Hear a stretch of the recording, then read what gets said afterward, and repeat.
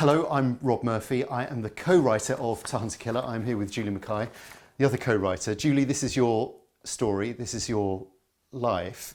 You're the main character in this. There's a lot of true crime out there. Why did you want to bring this book out there? Yeah, it's extraordinary, isn't it, really? So, first of all, I can't believe that it's me and my story. I feel a bit removed from it. And there's two aspects to it. So one is the actual true crime. Is really interesting case. It went on for so long. There were so many twists and turns. And when we finally got to the end, it was like, this has to become a story to be told because it's fascinating. Yeah. And then in tandem to that, as you'll know when you read the book, there's all these things going on in the background in my personal life. It's chaotic, sometimes a bit of carnage. And I've learned as I've gone through life, I do seem to attract a bit of adversity all the time in these things, that when you talk to other people, which you do in policing, but just also normal life, and I think it's probably become more prevalent as well through COVID, lots of people have loads of challenges and really do suffer, but they never put the hand up and say, do you know what, this is what's going on. And if you could put your hand up and say, this is what's going on, then you can get more help and support. And you'll see in the book that I really didn't do that either. I mean, I did ask for help, but people around me didn't have a clue what was going on. And I suppose part of that was my coping mechanism. So there's all that to share that, because it's about you can survive in the face of adversity. And in tandem, of course, I was so lucky to have Jean in my life and Melanie's mum. And if anybody can survive in the face of adversity and grief and trauma, she did.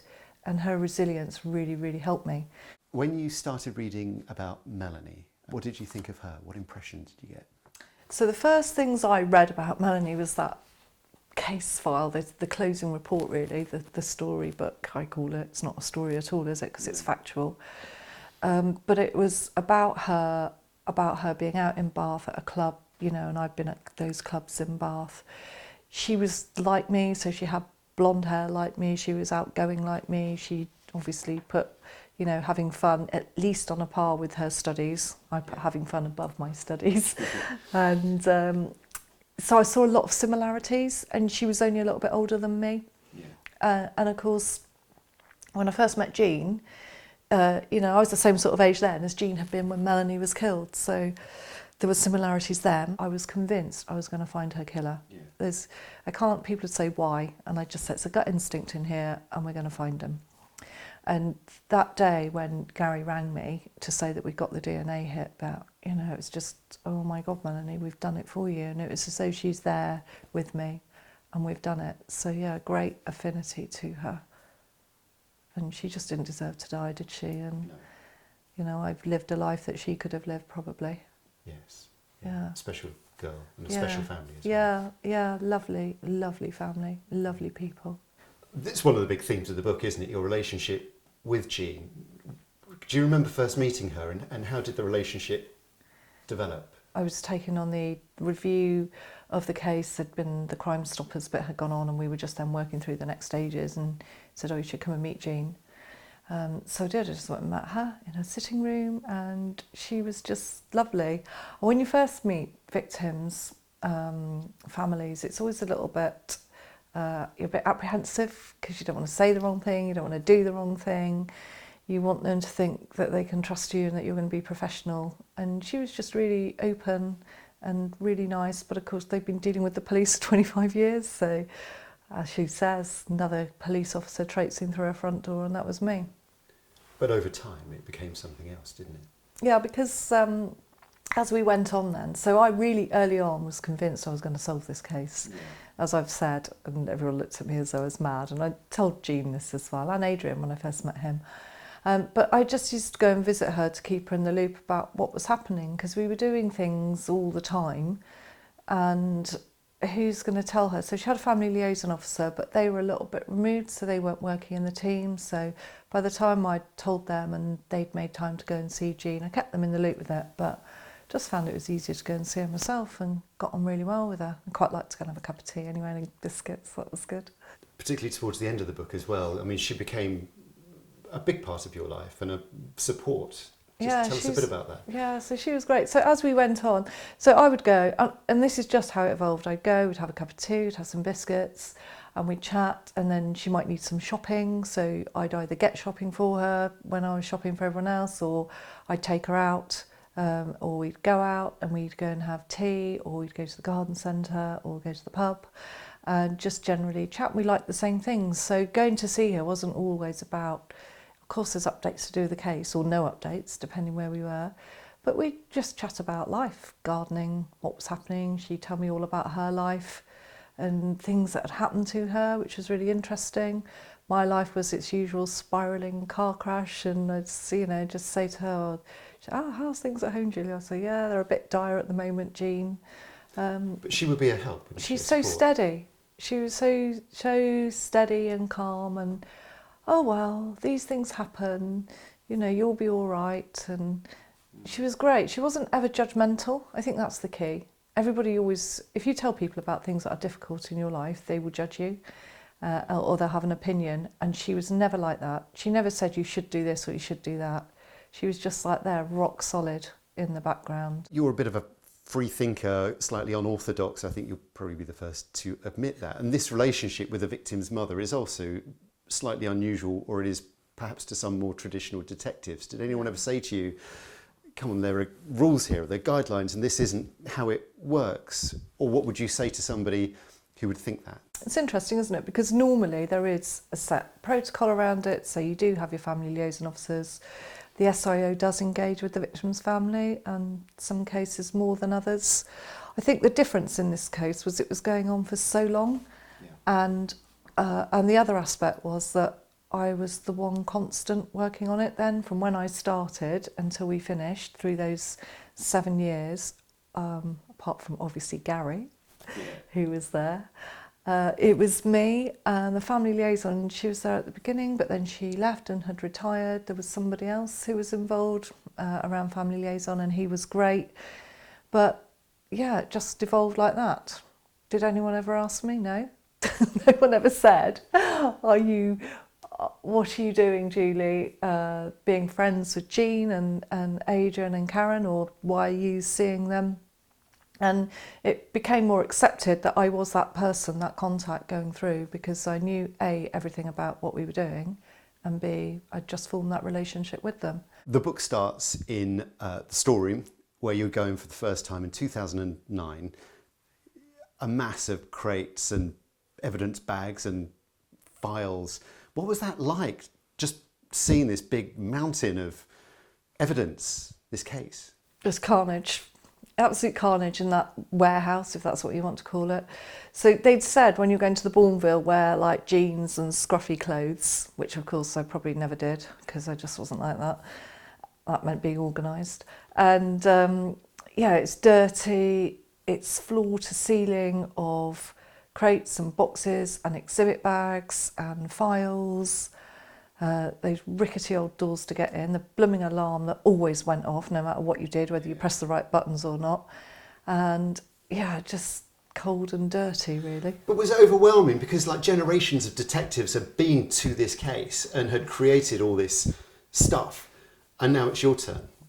Yeah, so there's two things about going into the Bourneville. So one was I've worked on a lot of murders over the years. So I started, really just as a young probationer as the gopher in 1989, right the way through to where were we then, 2009, so 20 odd years.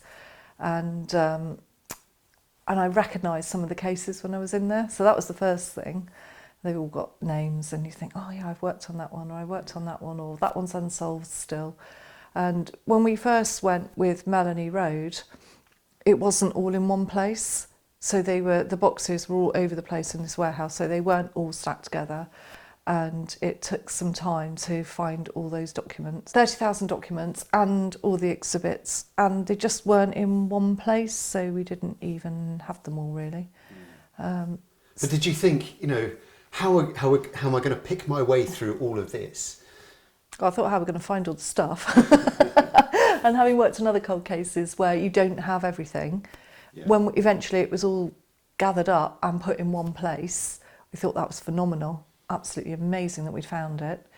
And then the next bit really was around, it's a funny thing. So I always present as being really chaotic, and I am a bit chaotic because I'm doing so many things at once, but underneath it I'm really, really methodical. And when I started in the review team then, following on from that anniversary appeal at Crime Watch, it needed to get everything in order. And so it was a case of, okay, let's just go back to the beginning. So then when we found the documents, yes, it's overwhelming because there's boxes and boxes of them, but actually it was quite calming because you knew that it was all there.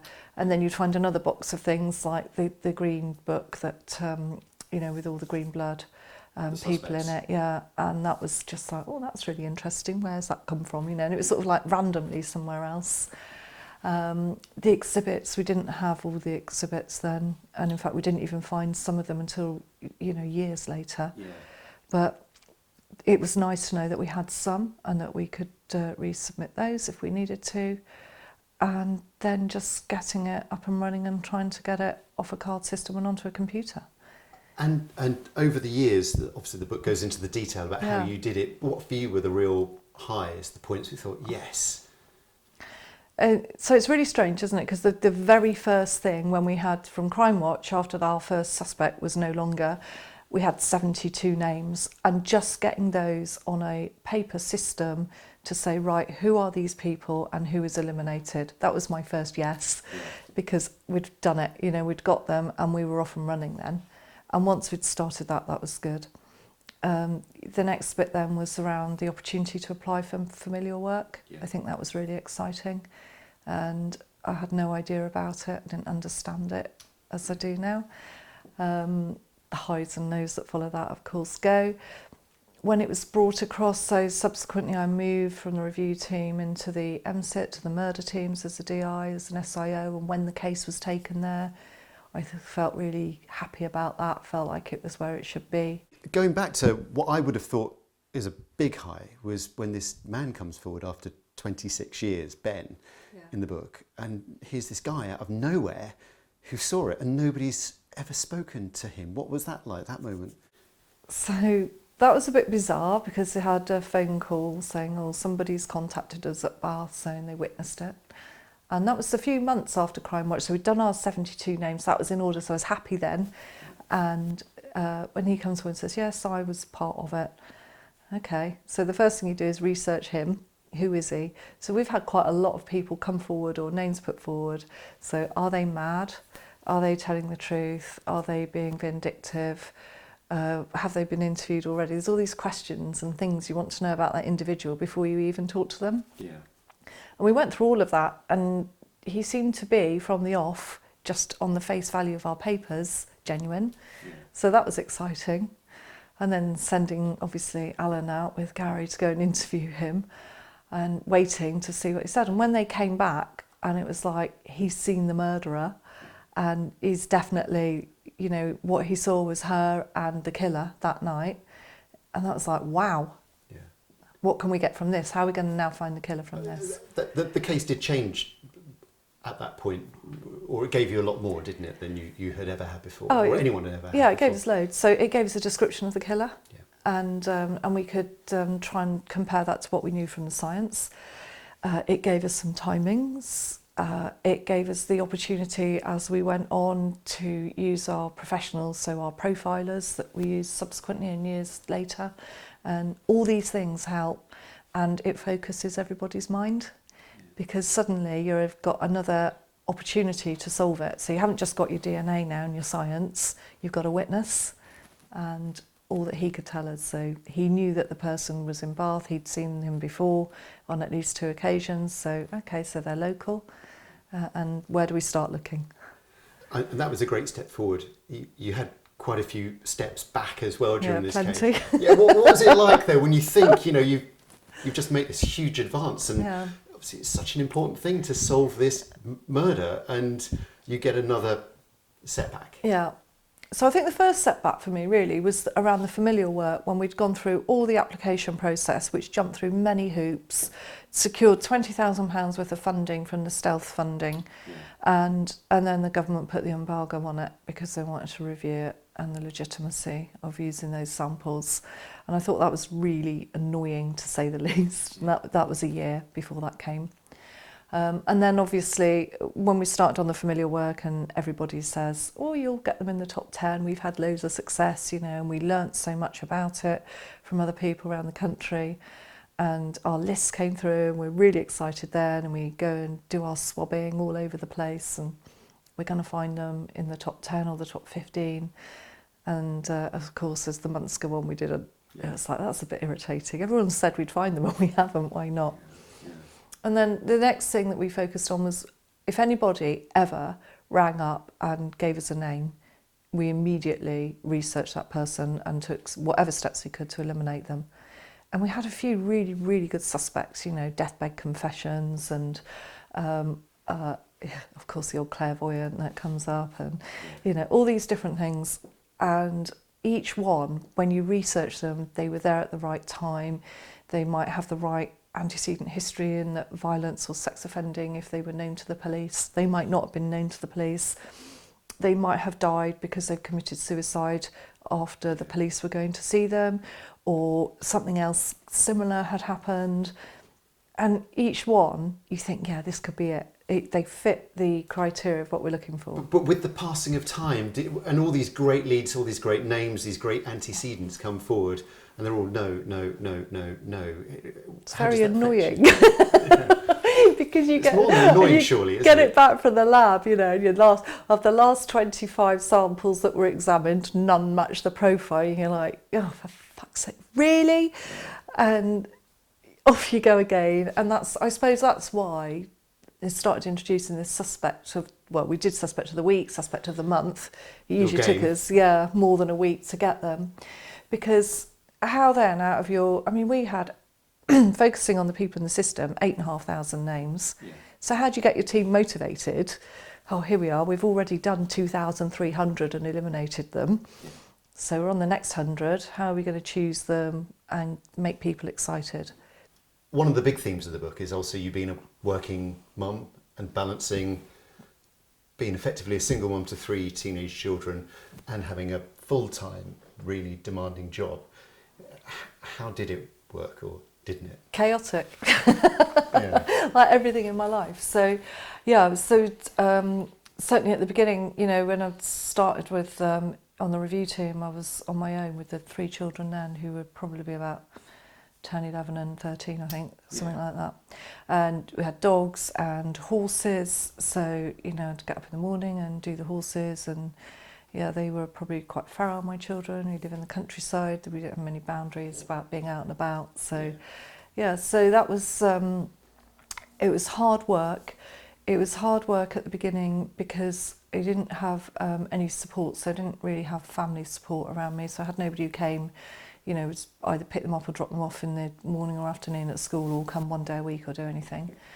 And their dad had decided that he would help, but not to that regular extent, so couldn't rely on him either because of also his work, I guess. So one day in my little meltdowns, I thought, right, I need to change this. I got an au pair. So that was great. So that enabled me to do stuff that I needed to do. And then moved across, I'd had a nanny as well who'd helped me over the years. So it's about, I think the first thing was just about getting some help in place and knowing what you could or couldn't rely on. And then as we go through the book, I then was in another relationship with somebody, and we all moved into the house together. And whilst he was good, you know, in that he'd cook and do stuff like that, the responsibility for those children throughout was always mine. And nobody else ever came. So I talk in the book about the challenges of Toby. You know, he was always in trouble at school, which went back to dyslexia, not being diagnosed, not having the right support, being disruptive, really, really hard. And nobody ever went to any of those school meetings with me, ever. No one went in my place and no one went with me. And that was every single week. I was summoned to school because of some drama. But you would be on a murder or something like that, or on and then you would get a call saying, look, this has happened. You know, it's this balancing Yeah. act. So get called out in the middle of the night, at the weekend. I remember that one clearly. Saturday morning, 5 o'clock Saturday morning, there's been a murder. So, they're all in bed, and I'd write a note on the kitchen table. Can you please just get all your school uniform to the washing machine at least? If you've got some homework, try and do one bit of it today. Here's breakfast, I'll see you later. And later meant, 10 o'clock that night. But at the beginning of your career, you were sort of highlighted, singled out as being this sort of rising star, doesn't suffer fools, very clever, will go far. And I guess some of your contemporaries, particularly, I guess, other women as well, perhaps who didn't have kids, have been able to realise that potential, were able to do that more quickly. Whereas you, there was a, 15-20 year period where it didn't happen for you. Yeah, so I got promoted, or I passed my exams really young in service. I was on the high potential development scheme, and exactly, highlighted for great things. But because when I had that first child, and I had a husband who was working away, I couldn't get promoted because you could only get promoted to work earlys, lates and nights. That was it. There was no, the flexibility they gave me was they allowed me to apply for an intelligence job where I could work 8 till 4 Monday to Friday. And that was the job's give. And there were other women on that course who'd gone on to be chief constables and commanders in the Met who are brilliant. And but they had their children later. So at the rank of chief inspector, I learned this, it's a good way to go. And I see it still in policing today. Women who have children before they're promoted to inspector then don't get to inspector very quickly at all because they've got those competing demands. You think policing has made enough changes, or what more? There's never enough changes, No. And we, and we've seen just even recently in policing about, poor behaviours, haven't we? There is a particular highlight of men and their bad behaviours, and that's always more prevalent than, there will be women that are grim as well, but not as many as men. And how do you eradicate that? So there's so much more to do, and for people to be kinder and more understanding. But it was tough. I used to leave work in the middle of the day because I'm summoned to school for something and just say, I'm just popping out for an hour. And I'd be firing up the motorway to go to school to deal with their latest drama because I found it easier just to deal with them head on. When you found out who Melanie's killer was, he had a clean record, he'd been keeping this a secret for 3 decades. How did he do that? Because we found him at 31 years later, didn't we? Yeah. And at 30 years, on that 30th anniversary, I remember being in Bath, and being interviewed. And the options were for me then, he's dead, and we'll never find him because his DNA's not on the system, and unless someone comes forward and says, and we could do it through familial elimination, we wouldn't know. He was living abroad, and we'd never find him because he wouldn't come to our notice and it'd be too difficult unless somebody said. Or he was living a normal life. And one of the things I said in one of those interviews was, how can it be right that he's living a normal life when Melanie's dead and her family have still gone through all this pain? And it was always a consideration for me that he was and had lived a normal life. And so when we found him, and there he was living his normal life, it didn't surprise me like that, on the one hand, because that's how it hadn't come to our notice. But on the other hand, her killing was so brutal.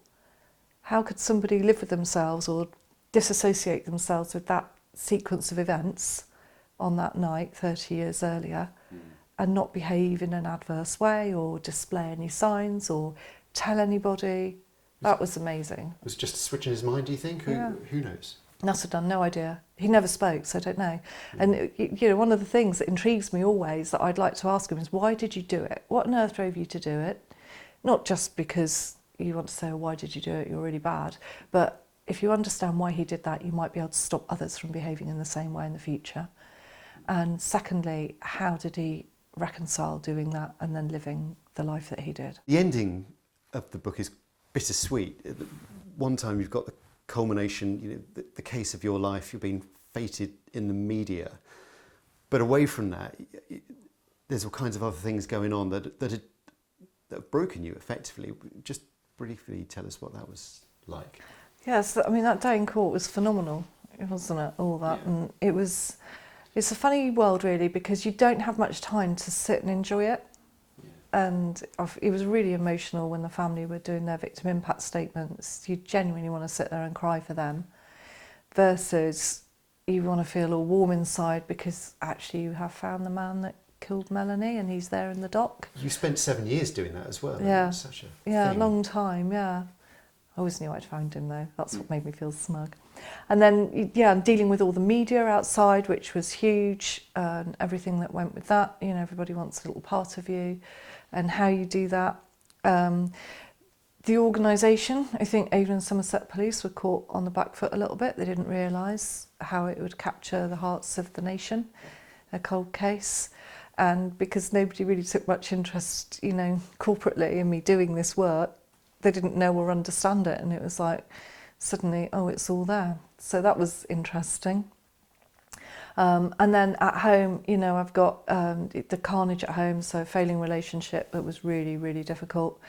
I've got a son who is, you know, off the rails a bit, really, not really living at home, partly because I couldn't have him living at home because he's just smoking cannabis and, you know, it was irrational. It caused a lot of angst, but you want him at home. What do you do? I don't know what to do for the best.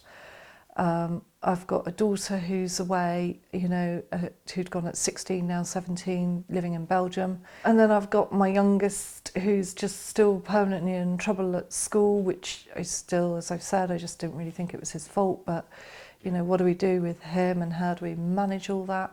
I couldn't get out of where I was because of I was stuck and nobody wanted to help. And yeah, I do talk in the book, I was broken. It did get broken, properly broken. You just had a big operation as well, yeah, just a few months earlier. Yeah, I'd had a hysterectomy and the whole thing, it was imploding inside and I didn't really know how to get out of it. I couldn't work out how to get out. I think that was the hardest thing. And then of course, in work, you know, I strived because now my kids were older and not at home, I could get promoted. But I was not successful at the boards. I'd passed a board and then that same job, I didn't get that job. Somebody beat me by a point, which is fine. But when that job was available 6 weeks later, rather than put me straight in there, having done a process 6 weeks earlier, they decided they weren't going to do it like that and do it a different way. And so then I had to go through the whole thing again. And on the day of the, you know, the conviction at court, and I come out with a Crown Court commendation for leadership, for skill, for management, for my SIO abilities, I get an email saying you've been paper sifted out because you didn't write it the way we like it for your DCI. And, you know, honestly, I know shouldn't swear, but I did sit there and think, what the actual fuck is going on? This is ridiculous. But luckily, Gloucestershire were then advertising a couple of weeks later, and all you had to do was write your name on the application form. So I thought, well, I can do that. So that's what I did. And looking back at it now, the whole thing, Yeah. that's now a book, what are your thoughts about that? About A, what a time of your life, and B, now it's out there as a product, something people can buy and read. So I have mixed feelings about it. So I'm really proud about the investigation. I love that we managed to get through it. So, and I say that collectively, so me and Jean and my kids, and that we've all got through those dark days and came out the other side with different positive outcomes for all of us, you know, and Hampton being convicted is obviously one of them. I'm scared in some ways about putting it out there because you do bare your soul, and I'm like, oh, should I do this? What will people think of me? And then I think, do I really care what people think of me? Because I didn't care then what they thought of me, and do I really now? And why have I done it? I've done it because it's so important to show that we all have difficult journeys in life. And not only that, that we can all get out of that difficult journey and go on and be brilliant still. Here we are talking about, you know, the book and what it's been like and the journey. Yeah. And what's interesting is we've written this together. Yes. And I know you've asked me a load of questions and I've now typically caught you on the hop. Yes, but thank you. How we came together and what it's been like for you as well as an author. I remember being super interested in the case when I first heard about it and did the 30th anniversary. Yeah. And then, of course, when the sentencing happened, was what a moment. It's up there really for me in the things that I've seen, either in or outside of work. Frankly, it was just so special and heartbreaking. And having gotten to know you a bit, I knew the links between, you know, your similar age to Melanie and about your relationship with Jean. And I'd always thought that it was a very compelling story. And as we spoke over the last year or so, and I found out more about what you had been through, there were just so many universal themes that I think anyone could relate to, that would make this story really special. The challenges of being a parent, challenges of having a job and being a parent, and a demanding job as well, which I think a lot of people reading the book would have as well. And just sort of where you went as well, how open you were, how vulnerable you were, I think it's really strong. I was concerned as to whether we would get on, actually, because how does that work? Yeah, exactly. Well, what if we don't? Exactly, if we yeah. don't get on, and I don't think we've had a cross word. I don't No. know. And we're both quite strong-minded people, actually, as well. And if we hadn't, that would have been a problem. But I think you've been very giving with your time and what you've told me, and also let me go off and do the writing and exactly do what I've needed to do, but also change when I've got it wrong, hopefully, as well. And I really enjoyed writing it. I wrote it, I think, in 46 days, the draft. Yeah. And but it didn't seem like work. It seemed, it wasn't a minute of work, really. It was just a wonderful life experience to have. So thank you. No, thank you. Yeah. Thank you. And I could never have written the story. Oh, so yeah, I can tell it, but I would never have been able to write it. So I personally think it's worked really, really well. It has. And also the trouble has been, even though it's 80-odd thousand words, is still, that's not enough words to tell the story properly, is it? We could have gone on and on. There are so many red herrings that we could have put in, real life red herrings or characters or people or things that should have been in it, really, but we can't. We just don't have time, and it needs to be tight and concise. What other themes even that we could have explored? It's been exciting. It's been an exciting journey. We'll see where it takes us. We'll see where it takes us. It'll be really interesting to see what other people what they think about it, actually. Yeah.